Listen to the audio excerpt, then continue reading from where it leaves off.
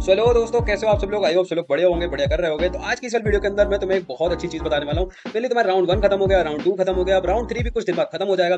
फिर तुम्हारा जो चांस आएगा वो आएगा तुम्हारा फिजिकल रिपोर्टिंग का। तो मेनली तुम्हें उस टाइम फिजिकल रिपोर्टिंग करनी पड़ेगी। फिजिकल रिपोर्टिंग के अंदर कौन कौन से डॉक्यूमेंट्स, कौन कौन सी चीज है तुम्हें मैंडेटरी है ले जाने के लिए, कौन कौन सी चीजों को तुम अवॉइड कर सकते हो, कहाँ से वो चीजें बनेंगी, कैसे क्या करना है, सब चीज इस वाली वीडियो के अंदर बताने वाला हूँ। जितना भी तुम्हारा डाउट है सारा इस वीडियो के अंदर क्लियर होने वाला है। कोई भी तुम्हारी दिक्कत, समस्या, परेशानी कोई नहीं रहती है, कमेंट में आकर जरूर बताओ। सारी क्वेरीज का रिप्लाई मैं पर्सनली करता हूँ। बाकी इस चैनल को सब्सक्राइब कर लेना, अगर तुम्हारे बहुत अच्छा अच्छा कंटेंट आने वाला, चाहे वो कोडिंग से रिलेटेड हो, कॉलेज से रिलेटेड हो, स्कॉलरशिप से रिलेटेड हो, सब चीज इस वाले चैनल पे आने वाली। तुम्हारी कॉलेज की जर्नी को एकदम स्मूथ करने वाला उस चैनल पे सब्सक्राइब करके रखना इस चैनल को। तो सबसे पहले बात करता हूँ तुम्हारे फिजिकल रिपोर्टिंग के प्रोटोकॉल्स की।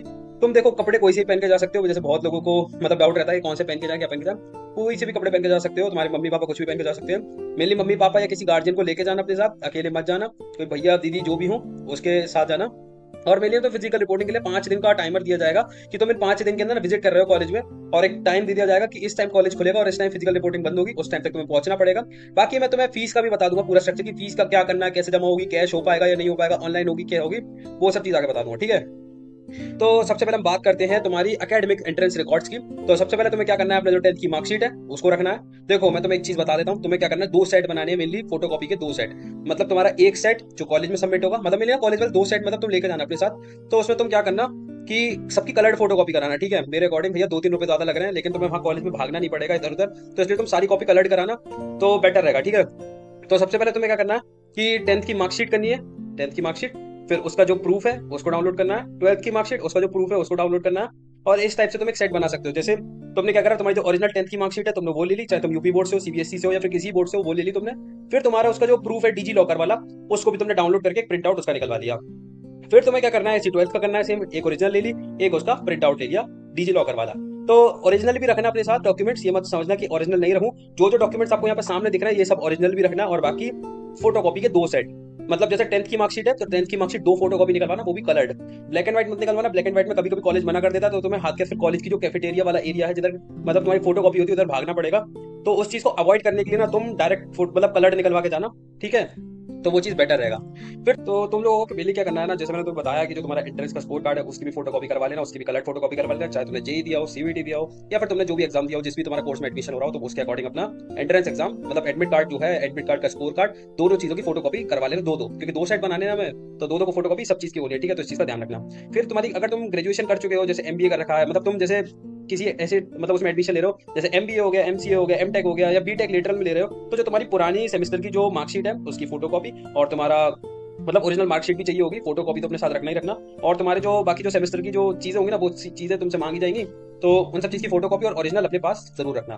फिर बाकी मैं अलॉटमेंट फीस और इन सब की बात करता हूँ। जो तुमने पैसे पे करे हैं 20,000 और जो 12,000 जो SC ST वालों ने पे करे हैं, उसकी फोटोकॉपी जरूर होनी है रिसिप्ट की, उस चीज का ध्यान रखना। अलॉटमेंट लेटर ना राउंड 3 के बाद तुम्हें अवेलेबल हो जाएगा, अलॉटमेंट लेटर की फोटोकॉपी करा लेना, कलर्ड, सब चीज की कलर्ड।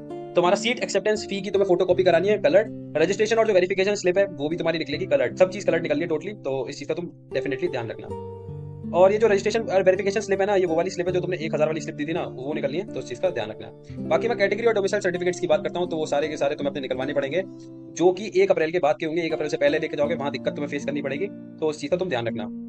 तो जो ओबीसी वाले बच्चे हैं, जैसे मैंने तो बताया 1 अप्रैल के बाद का चाहिए रिजर्वेशन का जो मतलब सर्टिफिकेट है तुम्हारा। जनरल वाले बच्चे हैं जो मतलब जनरल तो कोई सर्टिफिकेट नहीं होगा, जनरल जो ईडब्ल्यूएस वाले बच्चे हैं उनके लिए सर्टिफिकेट है, वो भी 1 अप्रैल के बाद का। SC ST वालों का भी यही सेम चीज है। जो यूपी का जो डोमिसाइल सर्टिफिकेट है ना, जो डोमिसाइल सर्टिफिकेट है उसको भी तुम अपना रेडी करवा लेना, जो तुम्हारी काउंसलिंग है उससे पहले। ये सबसे ज्यादा डोमिसाइल सर्टिफिकेट में दिक्कत आती है, बहुत सारे बच्चे ना डोमिसाइल सर्टिफिकेट नहीं लाते हैं, तो कुछ कुछ कॉलेज वाले कहते थे कि बाद में दे देना, लेकिन मतलब ज्यादातर कॉलेज वाले यही कहते हैं कि उसी टाइम पे जमा कर दो। तो थोड़ा सा प्रॉब्लम हो सकती है, तो तुम ना जल्दी से आकर तहसील में ना इसके लिए अप्लाई कर दो। जब तक तुम्हारी फिजिकल रिपोर्टिंग का टाइम होगा ना, तब तक ये तुम्हारा बन के आ जाएगा।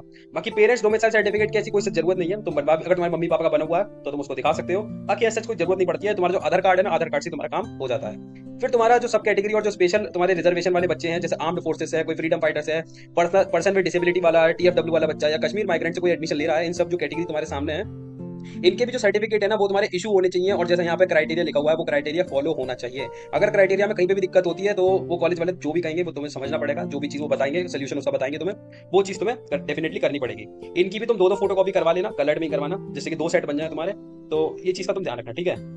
बाकी मैं एफिडेविट और कंडक्ट और तुम्हारे ट्रांसफर फाइल्स की बात करता हूँ। तुम्हारे जो मेरी टीसी की जरूरत पड़ेगी जो तुम्हें स्कूल से मिल जाएगी, कैरेक्टर सर्टिफिकेट की जरूरत पड़ेगी वो तुम्हें स्कूल से मिल जाएगा। तुम्हारी जो पासपोर्ट साइज फोटो है भैया, पासपोर्ट साइज फोटो अपने पास 10-12 आराम से लेके चलना।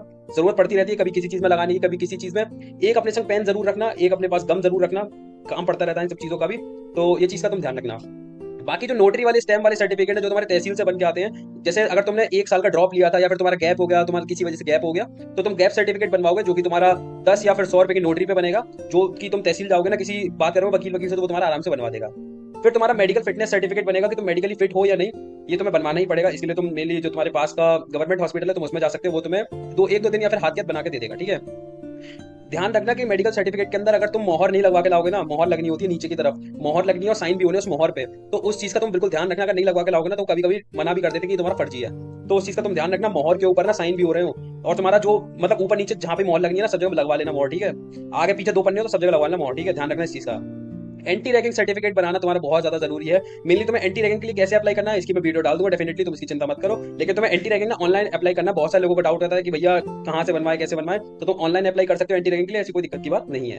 फिर मैं बात करता हूँ तुम्हारी financial receipt and identity proofs की। तो सबसे पहले तुम पैसे कैसे जमा कर सकते हो कॉलेज के अंदर, फीस की बात करता हूँ। ऑनलाइन जमा करनी होती है पूरी फीस, तो अपने साथ मल्टीपल क्यूआर कोड्स लेके आना, 2-3 क्यूआर कोड्स लेके आना, क्योंकि फीस जो है लाख रुपए के अंदर होती है। अगर तुम हॉस्टल की फीस भी ले रहे हो तो लाख रुपए के अंदर होगी, मतलब मेनली तो 2-3 क्यूआर कोड लेके आओगे ना तो तुम्हारा काम हो जाएगा, क्योंकि एक क्यूआर कोड की ना लिमिट होती है 1 लाख रुपए एक दिन की, तो तुम 2-3 क्यूआर कोड की जरूरत पड़ेगी। वरना ना तुम डिमांड ड्राफ्ट भी बनवा सकते हो, डीडी। एक डीडी करके डिमांड ड्राफ्ट भी होता है, जो कि तुम्हारे पापा मम्मी को पता होगी तो मुझसे पूछना। जितनी कॉलेज की फीस हो कॉलेज के नाम पे डिमांड ड्राफ्ट बनवा देना, वहां कॉलेज में आकर सबमिट कर दो, तुम्हारी फीस का काम डेफिनेटली हो जाएगा। आधार कार्ड की फोटो कॉपी जरूर करवा के लेके जाना, वो भी 2-2 या 3-3 करवा लेना, आधार कार्ड की जरूरत पड़ती रहती है, और इस चीज का ध्यान रखना, ठीक है। बाकी तुम बैंक अकाउंट की डिटेल्स की ना, मतलब तुम जैसे स्टूडेंट की जो पासबुक है या फिर उसकी, तो उसकी भी तुम ना, ये अभी कोई जरूरत नहीं है यार, देखो सच बताऊं ना तो बैंक की डिटेल्स की भी कोई जरूरत नहीं है, तो ये स्कॉलरशिप के लिए बाद में काम में आता है, तो अभी इसकी कोई जरूरत नहीं है। अगर तुम्हारा नाम गलत है या फिर कोई भी चीज गलत है, डेट ऑफ बर्थ गलत है या कुछ भी गलत है, तो उसके लिए एक एफिडेविट बनेगा। एफिडेविट भी वो भी तुम्हें उसमें ही बन जाएगा तुम्हारा तहसील से। जैसे कुछ लोगों की मार्कशीट में नाम गलत है, किसी चीज में डेट ऑफ बर्थ कुछ गलत हो जाता है ना, तो वो ऐसे नेम करेक्शन एफिडेविट बनवाते हैं, जो कि मैंने यहाँ पे लिख रखा है, तुम इस चीज को देख सकते हो, तो तुम इस चीज को भी बनवा लेना। फिर बात करता हूँ मैं मास्टर डॉक्यूमेंट तुम्हारी ऑर्गेनाइजेशन की। तो एक तुम फाइल लेके जाना यार, या फिर तुम्हारे ना मतलब मेनली कॉलेज वाले भी दे देते हैं, पर तुम अपने पास से लेके जाना। मेनली मेरे कॉलेज वालों ने दी थी मेरे को, तो उसके अंदर ना तुम्हें सब चीज ना एक वहां पे पेपर लग रहा होगा, उसके हिसाब से ना तुम्हें ऑर्गेनाइज करने पड़ेंगे अपने डॉक्यूमेंट्स, 2 का सेट बनाना पड़ेगा, और तुम्हें साथ के साथ ना भी ओरिजिनल डॉक्यूमेंट भी कॉलेज के लिए कॉलेज को सबमिट करनी पड़ेगी 1 साल के लिए। तो वो चीज तुम देख लेना। अगर तुम अपनी ओरिजिनल डॉक्यूमेंट नहीं लेके जा रहे हो तो काफी ज्यादा दिक्कत आने वाली है। तो जैसे मैंने लिखा था पहले, ओरिजिनल जो पहला सेट बनेगा वो तुम्हारे ओरिजिनल डॉक्यूमेंट का बनेगा, जिसके अंदर सब चीज तुम्हारी ओरिजिनल आएगी। तुम्हारी मार्कशीट हो गया, रैंक कार्ड हो गया, अलॉटमेंट लेटर हो गया, तुम्हारी टीसी हो गई, माइग्रेशन सर्टिफिकेट हो गया, कैरेक्टर सर्टिफिकेट हो गया, तुम्हारा मेडिकल सर्टिफिकेट हो गया, सब ओरिजिनल आएगा। फिर जो दूसरा सेट बनेगा, जो मैंने फोटो कॉपी की कही थी, दूसरा सेट उसका आ जाएगा।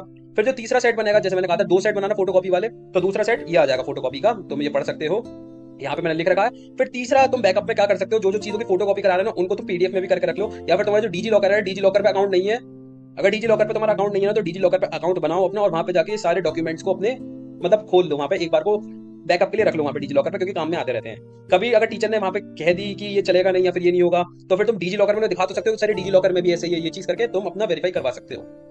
बाकी यहाँ पे तुम्हारे लिए कुछ बेसिक इंस्ट्रक्शंस लिखे हुए हैं जिसको तुम पढ़ सकते हो। यहाँ पे लिखा हुआ है हैंडलिंग इंस्ट्रक्शन, तुम इस वीडियो को पॉज करो और इन सब चीजों को पढ़ो। अगर मैं एक शॉर्ट समरी दूं तो फीस के लिए तुम्हें दिक्कत हो सकती है, फीस के लिए तुम मल्टीपल क्यूआर कोड्स लेके जाना, वरना तुम डिमांड ड्राफ्ट बनवा सकते हो, वरना तुम नेफ्ट भी करवा सकते हो। बाकी अदर ऑप्शंस भी होते हैं, वो कि तुम्हें कॉलेज वाले बता देंगे, और तुम्हारे जो क्रेडिट कार्ड डेबिट कार्ड इनका भी ऑप्शन होता है तुम्हारे कॉलेज के अंदर, तो वो चीज तुम्हें सारे कॉलेज वाले बता देंगे। बाकी तुम अपने जैसे मैंने सेट बताया ना तुम्हें यहाँ पे, जैसे मैंने सेट बताया कि तुम्हें 4 सेट टोटली रेडी करने हैं। पहला ओरिजिनल डॉक्यूमेंट का, दूसरा फोटोकॉपी का, कलर रखने हैं सारे, तीसरा भी फोटोकॉपी का, और चौथा तुम्हारा ऑनलाइन में जरूर रख लेना, क्योंकि बाद में ना कभी कभी दिक्कत आ जाती है, तो ऑनलाइन में काफी ज्यादा हेल्प हो जाती है। फिर तुम क्या कर सकते हो कि तुम्हारा मैंने पेमेंट का तुम्हें बता दिया, जैसे मैंने तो बताया था, साथ में ना अपनी मम्मी पापा की भी फोटो जरूर रखना अपने साथ, क्योंकि बहुत सारे लोग क्या करते हैं ना, मम्मी पापा की फोटो नहीं रखते, कॉलेज वाले मम्मी पापा की फोटो भी लगवाते हैं उसमें फॉर्म में ऊपर की साइड, तो मम्मी पापा की 2-3 फोटो अपने पास रखना, ठीक है। 5-10 फोटो ले जाना, कोई दिक्कत की बात नहीं है, बाद में तुम वापस भी ले आना उनको, ठीक है। तो दिक्कत नहीं आए उस टाइम के लिए, तो तुम उन सब चीजों को रख सकते हो।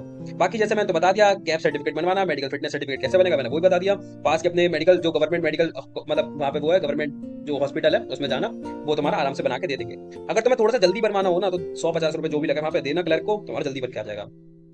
बाकी तुम्हारा पासपोर्ट साइज फोटो चाहिए होंगे 8 से 10, ये भी सब कलर चाहिए। लैब वाली फोटो लेके जाना, प्रिंटेड मत लेके जाना, लैब वाली फोटो की जरूरत है ना कि प्रिंटेड की, चीज का ध्यान रखना। क्योंकि जब वहाँ पे स्कैन होगी ना इक्विटी के पोर्टल में, तो वहाँ पे लैब वाली फोटो स्कैन होती है, ना कि तुम्हारी प्रिंटेड वाली, तो इस चीज का तुम ध्यान रखना। बाकी मैंने तुम्हें पर्सन सब कैटेगरी वाले लोगों के लिए बता दी क्या क्या चीजों की जरूरत है, यहाँ पे उनका क्राइटेरिया भी लिखा हुआ है, तुम इन चीजों को पढ़ सकते हो।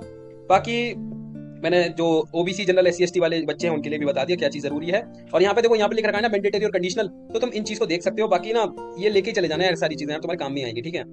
और बाकी मैंने तो बता दिया कि सीट एक्सेप्टेंस फीस का तुम्हें लेके जाना, सबकी 2-2 फोटो कॉपी कराना, कलर्ड कराना, इस चीज का तुम डेफिनेटली ध्यान रखना, सब पे 2-2 सेट बना लेना, जो तुम्हारी आगे हेल्प हो जाएगी। रजिस्ट्रेशन और वेरिफिकेशन स्लिप की तुम्हें फोटो कॉपी करा के ले जानी है, जिसमें तुमने 1000 रुपए पे कर रखे होंगे उसकी। तो ये सब चीजें हैं। बाकी मैंने तुम्हें बता ही दिया, तुम्हारे क्लास 10 की मार्कशीट, पासिंग सर्टिफिकेट, 12th की मार्कशीट उसका पासिंग सर्टिफिकेट, एंट्रेंस एग्जाम जो तुमने दिया था उसका रैंक कार्ड, एंट्रेंस एग्जाम का एडमिट कार्ड, ग्रेजुएशन अगर तुम बड़ी उसमें ले रहे हो एडमिशन, बीटेक एमबीए एमसीए सब में ले रहे हो, तो तुम्हें अपनी जो प्रीवियस तुमने ग्रेजुएशन कर रखी है उसका भी स्कोर कार्ड की जरूरत पड़ेगी। तो यही वीडियो यहीं तक थी तुम्हारी, और मैंने तुम्हें इसमें बता दिया कि फिजिकल रिपोर्टिंग के लिए क्या क्या जरूरी रहता है। बाकी तुम्हारे कोई भी डाउट हो, क्वेरी हो, समस्या हो, कमेंट में जरूर बताना, सारे कमेंट्स का रिप्लाई मैं पर्सनली करता हूँ। चैनल पे नए हो सब्सक्राइब करके जाना, वीडियो को लाइक जरूर करना, आगे तुम्हारे बहुत अच्छा कंटेंट आने वाला है चैनल पे, तुम्हारी कॉलेज की जो जर्नी है एकदम स्मूथ करने वाला है चैनल पे, तो सब्सक्राइब करके जाना। ठीक है, मिलते हैं नेक्स्ट वीडियो में।